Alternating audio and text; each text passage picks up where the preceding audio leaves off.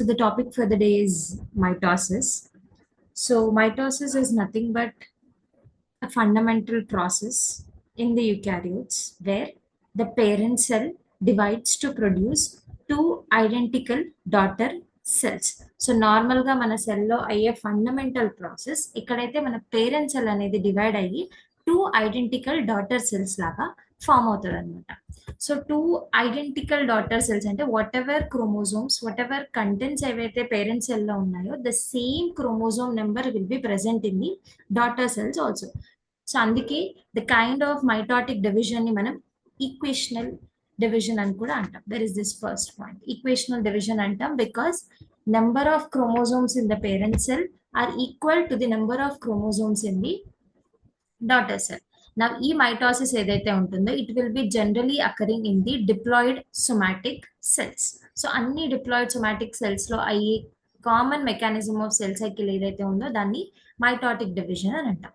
But there are certain exceptions like male honeybees లో in the haploid cells లో కూడా you can see the mitotic division అనమాట. Remember the exceptions.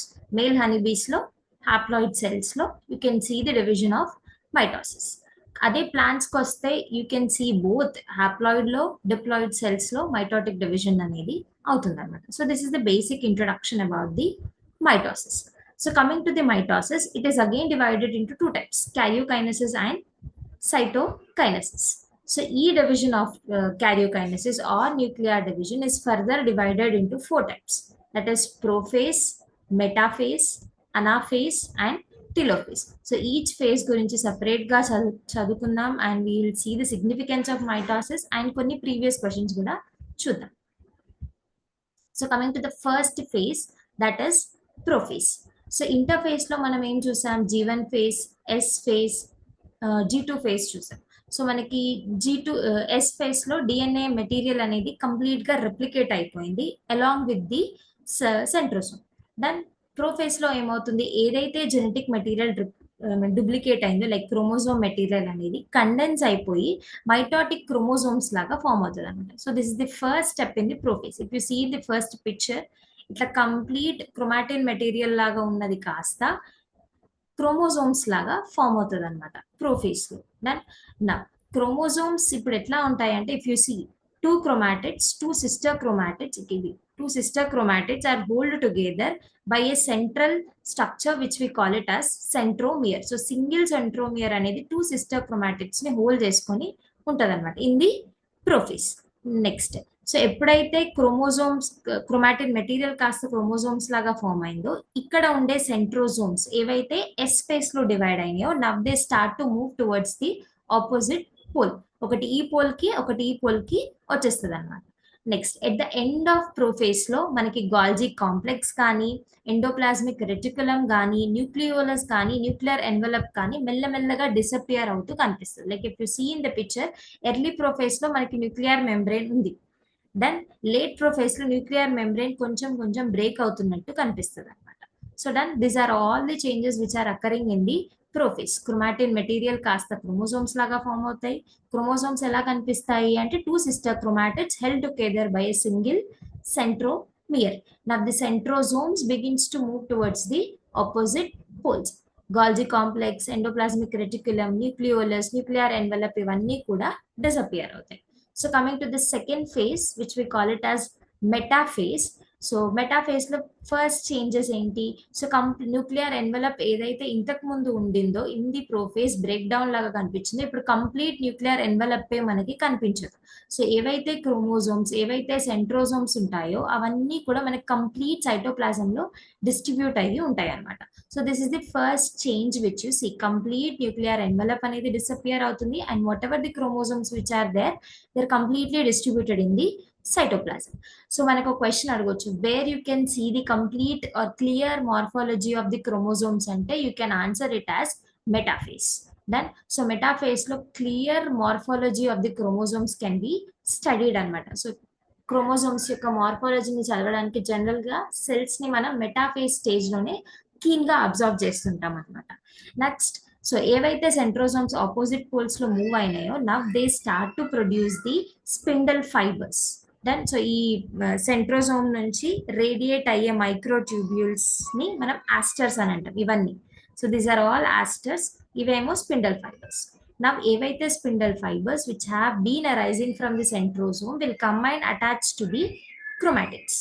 Then so ఈ chromatids దగ్గర attach అవుతాయి. ఇక్కడ అంటే at the position of kinetochore. So ఈ కైనెటోకోర్ ఎక్కడ ఉంటుంది అంటే on the surface of centromere. ఇక్కడ సెంటర్ లో సెంట్రోమియర్ ఉంటుంది కదా, ఆన్ దిస్ సెంట్రోమియర్ ఒక డిస్క్ లైక్ స్ట్రక్చర్ ఉంటుంది.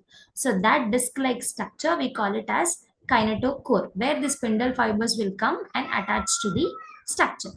Now, ఏవైతే chromosomes which are there like this, randomly distributed throughout the cytoplasm, at the end of metaphase ఇవన్నీ ఇట్లా ఈక్విటేషనల్ ప్లేట్ లో డిస్ట్రిబ్యూట్ అయ్యి ఉంటాయి అన్నమాట. సో ఈ ప్లేట్ ని మనం మెటాఫేస్ ప్లేట్ అని అంటాం.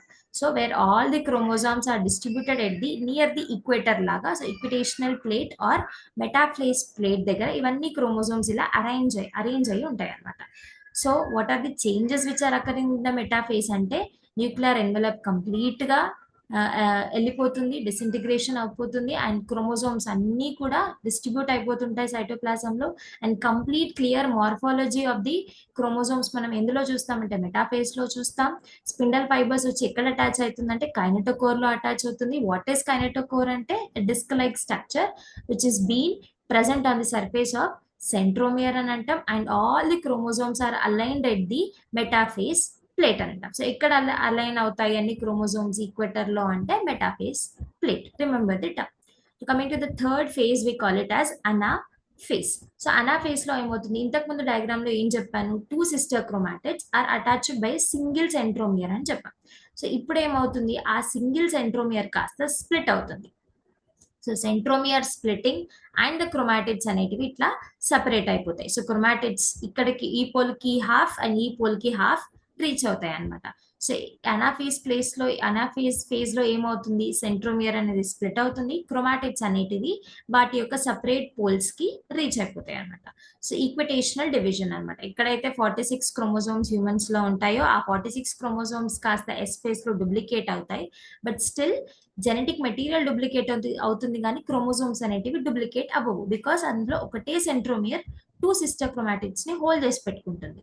ఎప్పుడైతే అనాఫేజ్ కి వస్తుందో అనాఫేజ్ లో సెంట్రోమియర్ అనేది సపరేట్ అవుతుంది.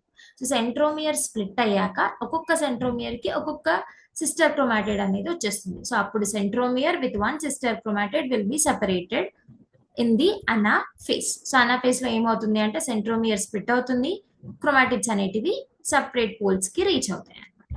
Coming to the last phase that is telophase.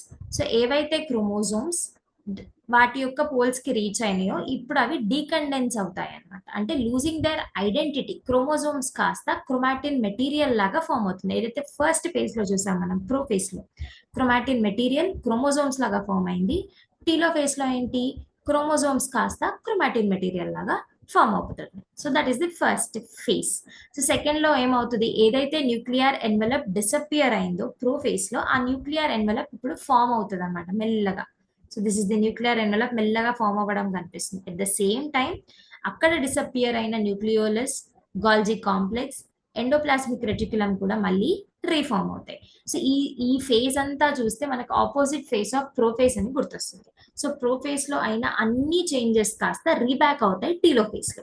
ఏమేం చేంజెస్ అంటే న్యూక్లియర్ ఎన్వలప్ మళ్ళీ ఫామ్ అవుతుంది, క్రోమోజోమ్స్ కాస్త క్రోమాటిన్ మెటీరియల్ లాగా ఫామ్ అయిపోతుంది.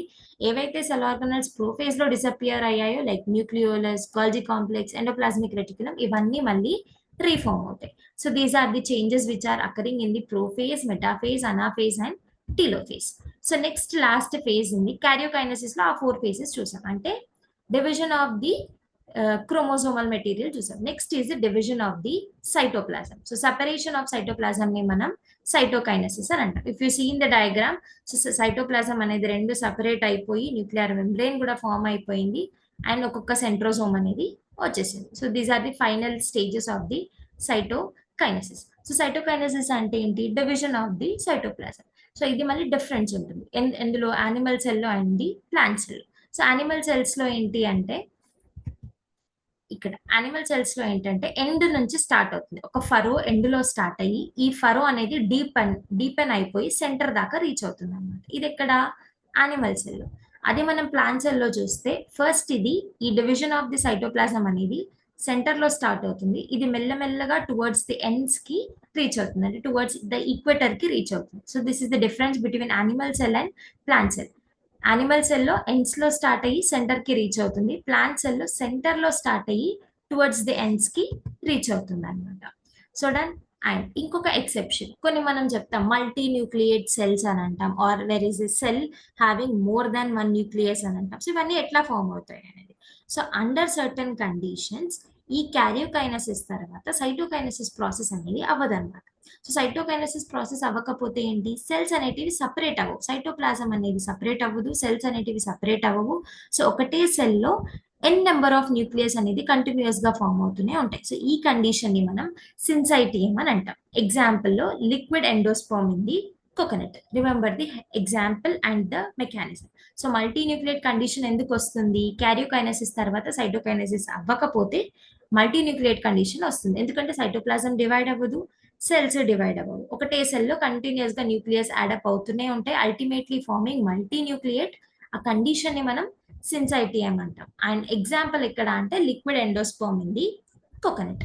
So this is about the theory content of mitosis, prophase, metaphase, anaphase, telophase. Next significance చూద్దాం. So ఈ mitosis మనకి ఎందులో అవసరం, what is the significance of mitosis. So first ఇక్కడ the growth of multicellular organism. So generally a multicellular organism అయినా, how huge the organism it is, but it will B starting with single cell. ఇప్పుడు humans చూస్తాం, ఇంత large బాడీని first ఒక single cell తో start అవుతుంది, that is zygote. So zygote కాస్త multiple times multiply అవ్వడం ద్వారా ఈ మల్టీసెల్యులర్ ఆర్గానిజం అనేది ఫామ్ అయింది. So first significance is growth of the multicellular organism. Next is the cell repair. So ఎప్పుడైతే మనకి ఏమైనా ఇంజురీస్ అయినా, డ్యామేజెస్ అయినా, సెల్ అనేది రీఫార్మ్ అయిపోతుంది. సో రీఫార్మ్ అవ్వడానికి రీజన్ ఏంటి, అక్కడ సెల్ అనేది డ్యామేజ్ అయిన సెల్ కాస్త తీసేసి న్యూ సెల్ అనేది ఫామ్ అవుతుంది. So that condition we call it as cell repair. So అది కూడా with the help of mitosis. ఇదే యానిమల్స్. ప్లాంట్స్ లో ఏంటి, continuous growth of the plants. So చిన్నగా పెట్టిన ట్రీ కాస్త లాంగ్ హ్యూజ్ ట్రీ లాగా ఫామ్ అవుతుంది. సో ఆ growth of the plant is also done by the mitosis. అంటే మెరిస్టమాటిక్ స్టెమ్ కాస్త కంటిన్యూస్ గా గ్రో అవుతూనే ఉంటుంది. So that is by the mitosis also done. So blood cells grow అవ్వడం కానీ, లేకపోతే లైనింగ్ ఆఫ్ ది గట్, ఎప్పుడైనా ఎపిడర్మిస్ లేయర్ డ్యామేజ్ అయినా కూడా, సో ఇవన్నీ గ్రోత్ మనకి మైటోసిస్ నుంచే అవుతుంది. So remember the significance and few examples.